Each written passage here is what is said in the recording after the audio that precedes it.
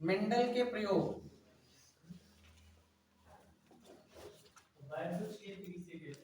Experiments of Mendel.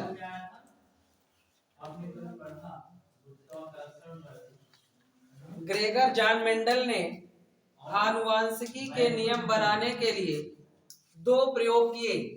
इनका पहला प्रयोग है एक संकर संकरण प्रयोग।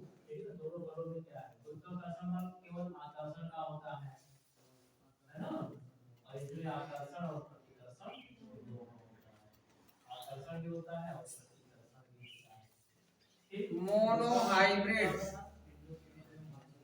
क्रॉस। मोनोहाइब्रिड क्रॉस में मेंडल ने पहले पादप के एक जोड़े लक्षण को लेकर पादप के एक लक्षण को लेकर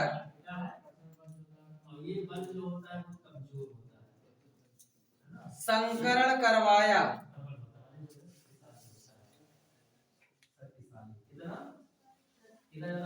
पादप के एक लक्षण को लेकर संकरण करवाया। इसमें पादप का एक लक्षण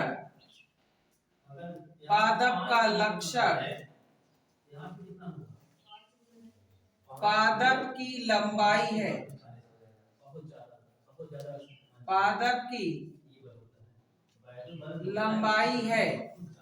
मेंडल ने बताया कि किसी भी लक्षण को प्रदर्शित करने के लिए कारक के पास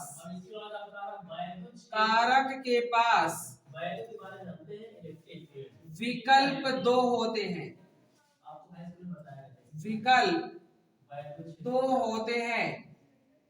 जैसे पादप की लंबाई पादप का एक लक्षण है और इस लक्षण को प्रदर्शित करने के लिए कारक के पास कुल विकल्प कितने होंगे? 2। इन 2 विकल्पों में पहला है पादप का लंबापन।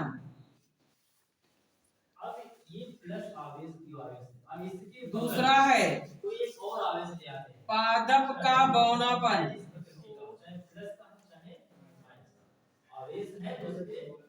पादप का लंबापन और पादप का बौनापन ये पादप का एक लक्षण है। इस लक्षण को प्रदर्शित करने के लिए लंबाई वाले कारक के पास इस लक्षण को प्रदर्शित करने के लिए विकल्प कितने हैं? एक पादप का लंबापन और एक पादप का बौनापन। पादप का लंबापन मेंडल ने लंबेपन को प्रदर्शित करने के लिए अंग्रेजी के अल्फाबेट कैपिटल टी का उपयोग किया तथा बौनेपन को प्रदर्शित करने के लिए स्मॉल टी का उपयोग किया। मेंडल ने पादप के एक लक्षण के दोनों विकल्पों को एक साथ रखकर संकरण करवाया जिसमें पादप का लंबापन और पादप का बौनापन शामिल है। पादप के लंबेपन और बौनेपन का संकरण करवाने के बाद जो परिणाम आया, परिणाम के आधार पर मेंडल ने बताया कि जो लक्षण F1 जनरेशन जब मेंडल ने पादप के लंबे और बौनेपन में संकरण करवाया तो संकरण करवाने के बाद जब F1 जनरेशन उत्पन्न हुई तो F1 जनरेशन में केवल एक का लक्षण दिखाई दिया, दूसरे का नहीं। तो पहले क्रॉस करके देख लेते क्या है। मेंडल ने क्या किया था? पादप के लक्षण लंबेपन और पादप के लक्षण बौनेपन को एक साथ रखकर संकरण करवाया। मेंडल ने इसको एक तरफ मेल मान लिया और एक तरफ फीमेल, क्योंकि संकरण सदैव विपरीत युग्मकों के मध्य में होता है। किसके मध्य होगा? विपरीत युग्मकों के मध्य। मेंडल ने इनको जनक माना। मेंडल ने जनक माना और मेंडल ने एक पॉइंट बताया कि यदि कोई कारक युग्म बनाता है तो युग्म बनाने से पहले अपने युग्मजों में आधे आधे चले जाते हैं। तो इनसे आपको प्राप्त हो जाएंगे युग्मक। मेंडल ने बताया यदि कोई कारक, ये क्या है, ये मेंडल के कारक है, मेंडल ने इन्हें कारक बताया। मेंडल ने बताया कि कोई भी कारक युग्म बनाने से पहले युग्मकों में आधे आधे चले जाते हैं और फिर इन युग्मकों में संकरण होगा। Capital T small T, capital T small T, capital T small T, capital T small T, इसे कहा गया F1 जनरेशन। F का मतलब क्या होता है? F का मतलब होता है फिलियल, G का मतलब होता है जनरेशन, फर्स्ट, या इसको हिंदी में कहते हैं प्रथम संतानीय पीढ़ी। प्रथम संतानीय पीढ़ी। मेंडल ने क्या किया था? मेंडल ने पादप के एक संकर संकरण में पादप के एक लक्षण को लेकर संकरण करवाया। एक लक्षण था पादप की लंबाई और पादप के पास लंबाई वाले लक्षण को प्रदर्शित करने के लिए विकल्प कितने थे? 2 विकल्प, और इन दोनों विकल्पों में एक पादप का लंबापन था और दूसरा पादप का क्या था? बौनापन। पादप के लंबेपन की हाइट मेंडल ने 6 फीट रखी और बौनेपन की 3 फीट रखी। जब पादप के लंबेपन और बौनेपन में संकरण करवाया गया तो संकरण से उत्पन्न संततियों का अध्ययन करने के बाद मेंडल ने पाया कि F1 या प्रथम संतानीय पीढ़ी में सारे के सारे पौधे लंबे हो गए। सारे पौधे कैसे हैं? लंबे हो गए। तो मेंडल ने क्या किया? मेंडल ने पादप के एक लक्षण के दोनों विकल्पों को रखकर संकरण करवाया, लेकिन लक्षण दिखाई दिया केवल एक का, दूसरे का लक्षण क्यों नहीं दिखाई दिया? इसका अध्ययन करने के लिए मेंडल ने F1 जनरेशन में जो संततियां उत्पन्न हुई उन संततियों में क्या स्वपरागण होने दिया। F1 जनरेशन में स्वपरागण होने दिया। F1 जनरेशन में उत्पन्न संततियों के मध्य में स्वपरागण होने दिया और स्वपरागण के रिजल्ट के आधार पर मेंडल ने कुछ महत्वपूर्ण बातें बताई। इनको मेंडल ने जनक कहा और इनसे जो युग्मक प्राप्त हुए इन्हीं युग्मकों के मध्य संकरण करवाया गया।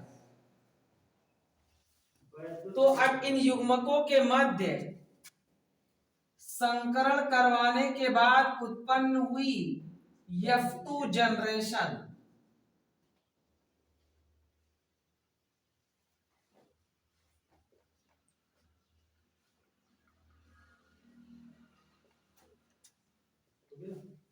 F2 जनरेशन द्वितीय संतानीय पीढ़ी।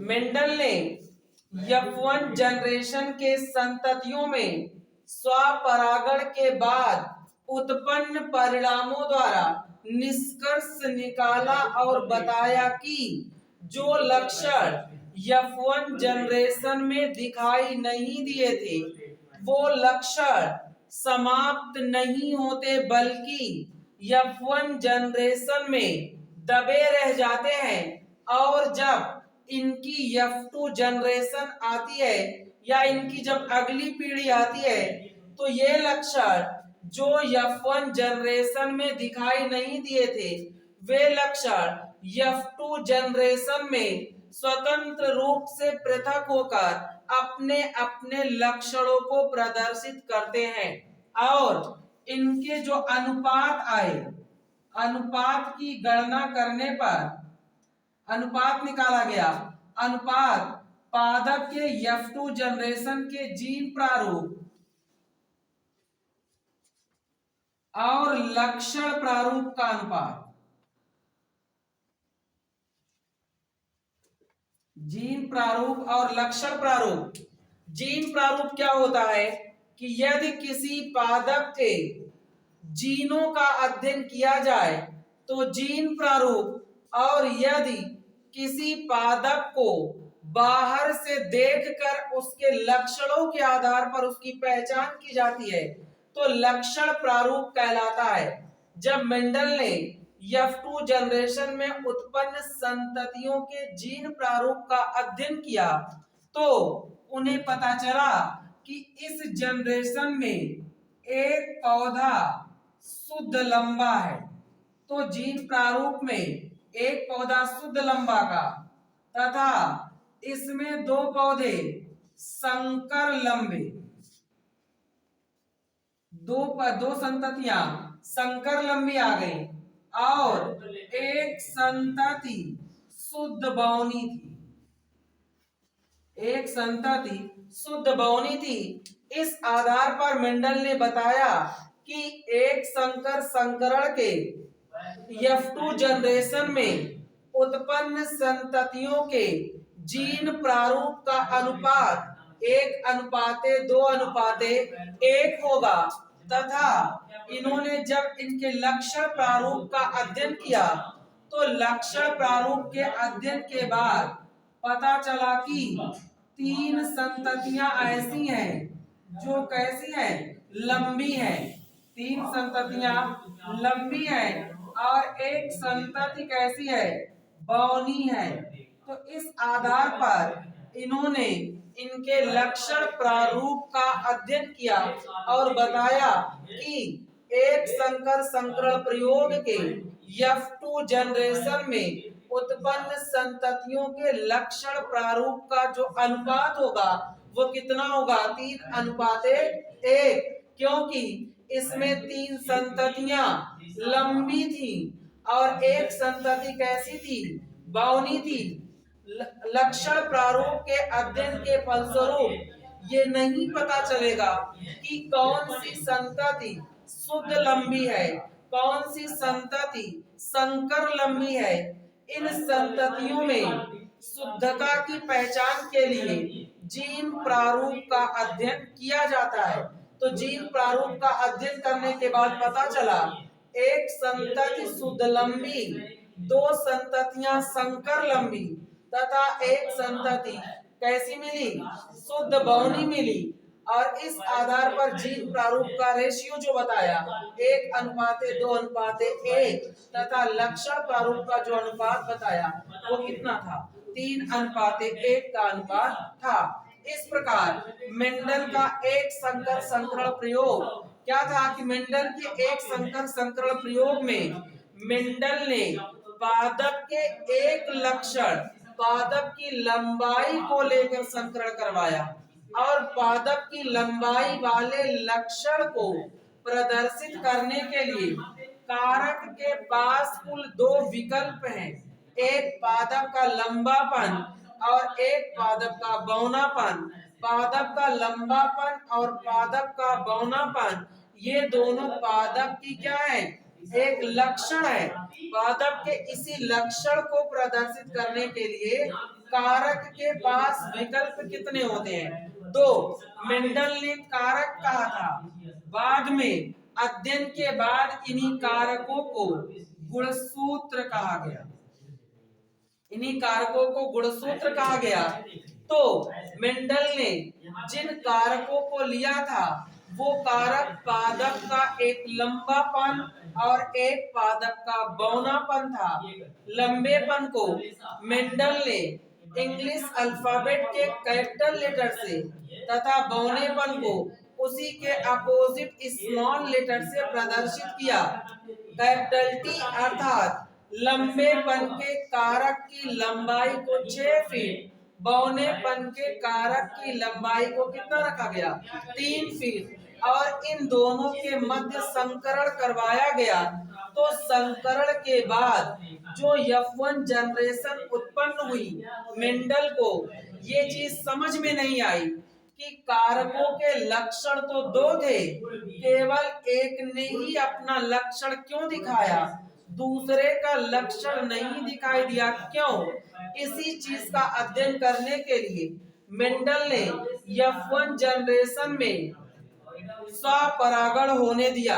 स्वपरागण के बाद जब F2 जनरेशन उत्पन्न हुई, तो F2 जनरेशन की संततियों के अध्ययन के बाद मेंडल ने बताया कि जो लक्षण F1 जनरेशन में नहीं दिखाई देते, वे लक्षण अगली संतति, अगली पीढ़ी आने पर स्वतंत्र रूप से पृथक होकर अपने अपने लक्षण को प्रदर्शित करते हैं।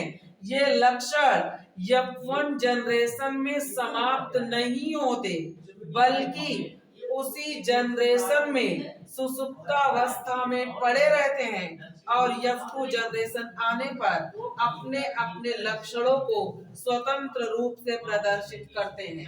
यही है मेंडल के एक संकर संकरण का प्रयोग।